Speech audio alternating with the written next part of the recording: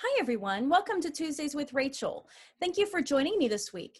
Today, I'm going to talk about how to adjust your math lessons to help a student with ADHD. If this is your first time with me, my name is Rachel, and I have been using RightStart Math for 15 years. Two of my four kids have learning struggles, including ADHD. When my second son was diagnosed with auditory processing disorder, which includes dyslexia and memory deficiency, I was really not surprised at that diagnosis. I had done enough research to suspect what it really was. However, when the psychologist said that he also has ADHD, I said, no way. He is not antsy, he's not squirmy, he's really calm. And she replied to me by saying that he does not demonstrate the outward physical restlessness, but internally and mentally, he's bouncing off the walls. And so that was my very first experience with ADHD, and it was a little overwhelming and kind of frightening for me. And of course, a couple years later, my daughter came along, and she also has ADHD, but hers is the outward demonstration of it. So I have both realms of it in my home. So I had to learn how to help my kids learn how to use that energy for their own benefit. And here are some things that I did. When we worked on our math lessons, we would always sit on the floor, not at their desk. I rarely sat at the desk, only to do worksheets. That way my son and my daughter could move, roll, twist, turn, flip, flop, and work with their manipulatives and play the card games all at the same time while sitting on the floor. So here is my daughter sitting on the floor. Actually, she's sitting on the front porch. One thing that I did, in addition to having my kids sit on the floor, was to pick different locations in the house to do math lessons or sometimes other school lessons.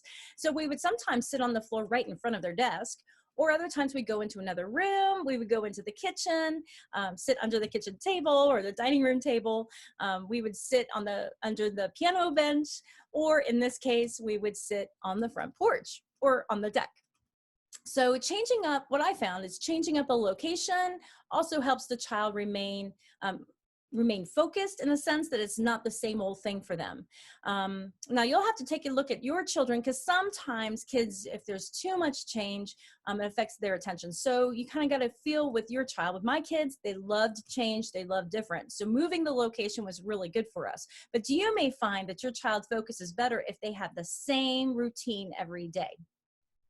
Now, when my child needed to do their worksheet or sit at their desk for other subjects, we used an exercise ball as their chair, and not a regular chair, but the exercise ball. By sitting on the exercise ball, they were able to bounce and squirm as much as they needed.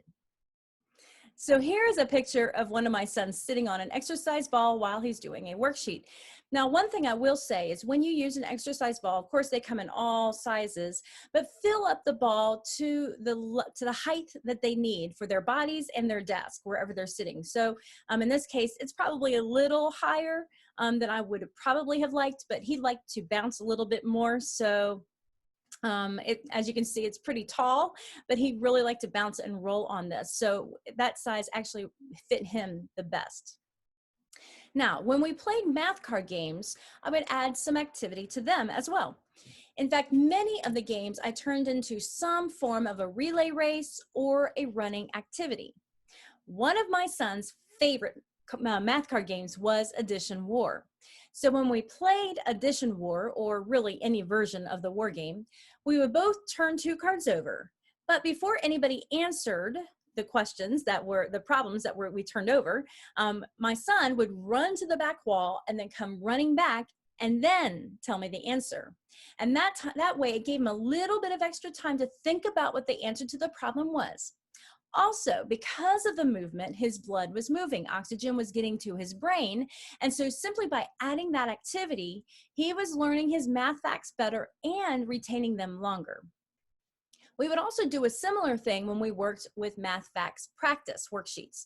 So like in levels C and D, when you have the math fact practice for addition, or worksheets for addition or subtraction or multiplication, instead of having my son fill in the blanks for that worksheet, we actually did it verbally. So I would write the problem up on the board one at a time, and then he would run to the opposite wall, come back, and then give me the answer. And then I would write another one down. That way he would verbally give me the answer. He wouldn't actually write it down. But that way it gave him more time to think about it and the activity that he needed to get the answer solved. Some of the RightStart Math card games, like I've told you, can use activities, but the activities in the lesson can also be adjusted to include movement.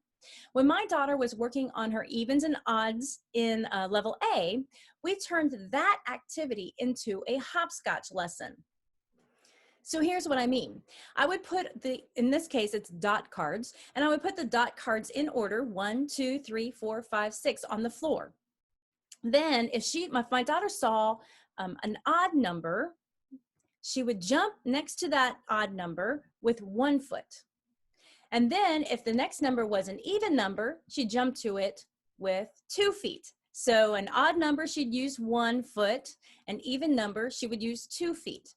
Now, after she got a little comfortable with figuring out how it went, then we would add some verbal cues with it. So she would, like on the 1 dot card, she would jump with 1 foot and hop with 1 foot next to it. And then she'd say odd, and then she would say the number 1 because she was next to the 1 card. And in this particular picture, she put 2 feet down and she would say even 2. And then she would continue on. And so adding that verbal cue helped her also learn her evens and odds. Now, what we did to advance it was we would then shuffle them up, and we would have a random order of evens and odds on the floor. And so she would jump 1 foot, 2 foot based on those as well. And it was really fun to do. In fact, I jumped in on the occasion as well. So another activity to do, you just take an activity that's listed in the book and alter it slightly to make it activity-based, physically activity-based for your child. To help my kids focus when they worked on independent work like worksheets, I thought I would try calming essential oils and background music just to try it out. And so, and that worked really well. But as my kids grew, they decided they wanted to choose their own music and their own scents. So we got them each their own set of earbuds, and we loaded up their style of music on their device so that they can listen. I also got some portable diffusers that they could use, and they would pick the scent that they liked and use it for a week or a day, however long they wanted to use that particular scent. There are numerous focus blends out there and awakening blends out there. So you can choose what maybe works for your family, and then maybe switch it up a lot. I had to switch mine up a lot because my kids would get tired of the flavors. So by flipping and flopping, it really helps. I was actually amazed at the depth and the length of concentration that improved in my kids simply by adding these 2 elements. One of the most fun things I added to the day, was having an activity basket. And what I did was I would write on little slips of paper and cut them out actually, and fold them up and put them in a basket. And those activities that I would put in there would be something like do 10 jumping jacks or 3 flip-flops, run up and down the stairs, do a cartwheel, touch your toes 10 times, hop on a leg for 15 seconds, spin around in circles 5 times. They love that one. Run to the wall and back. We've done that. You've heard that one before. One of my favorites was I had an activity there that had hug mom. So if they pulled that one, they had to come hug me. Whenever my kids started demonstrating some physical bounciness or some mental weariness, or if they just did some activity that I wanted them to accomplish in the homeschooling day, I would pull out the activity basket and they would pick out a random slip of paper and they had to do what the slip said. It added tons of giggles to the day, as well as a much needed activity break that my child needed. Many times my child would also have me pick out an activity to do, so we would do the activities together. It was really a fun addition to the day. For very difficult days though, when my son or my daughter really needed extra activity, they were just really struggling to hang on, every hour or so, I would send them off to do a more intense activity, like jumping on the trampoline for 15 minutes. My son, he liked to lift weights, so I would send him into the other room to lift some weights. Run for 10 minutes up and down the street or on a treadmill.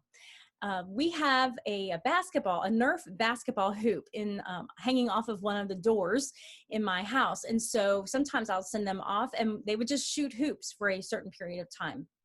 And then when the kids returned from that activity, they were more ready to focus. And many times that was what they needed to give me another hour or so to continue on in their education.